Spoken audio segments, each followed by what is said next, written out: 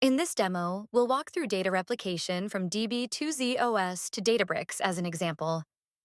While we're using DB2 in this case, our software also supports replication from a wide range of distributed and mainframe data sources into Databricks. As a data engineer at a major bank, I need to replicate millions of daily transactions from our core mainframe, DB2 into Databricks using Change Data Capture, or CDC.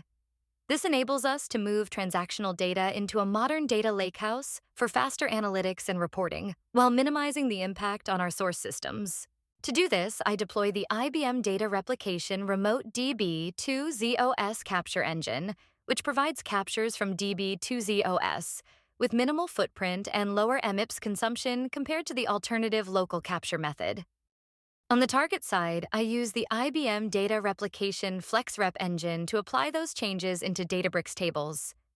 FlexRep connects to any database via ANSI SQL, 92 compliant syntax, and JDBC, providing flexibility for integration. Now that the capture and apply engines are in place, the next step is to create a subscription or data pipeline between DB2, ZOS, and Databricks. A subscription specifies what data to replicate, where to send it, and from where the data is coming. The next step is to choose a mapping type. IBM Data Replication offers 3 options. Standard replicates source operations directly to the target table for full synchronization. Live Audit writes an audit trail of inserts, updates, deletes, and truncates to track every change. Adaptive Apply allows you to handle target-side modifications that happen outside the CDC flow. For our use case, we'll go with standard. I can also specify filters to include or exclude rows and limit columns in the replication flow.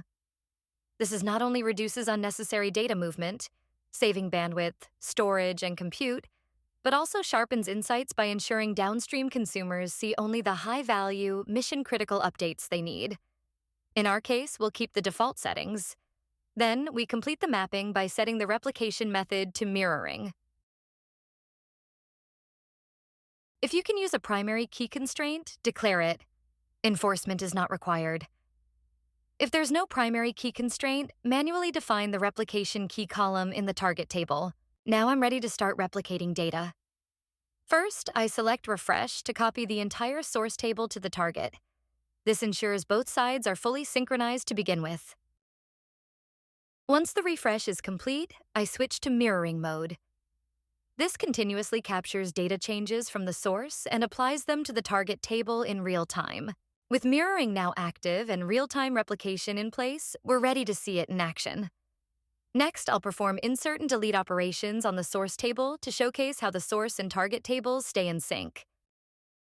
In summary, we've established a high-throughput data replication pipeline that streams millions of daily transactions from our ZOS mainframe into Databricks. By using remote capture engines for low-impact data extraction, FlexRep for ANSI-compliant apply operations, targeted mappings, and filters for precision, we ensure efficient and controlled data movement. The result is a continuous stream of valuable transactional data delivered to Databricks in near real-time data, all while minimizing resource contention on the mainframe and maintaining data consistency across the 2 environments. The outcome? Faster insights, stronger compliance, and a future-proof platform that scales with our analytics and risk management needs.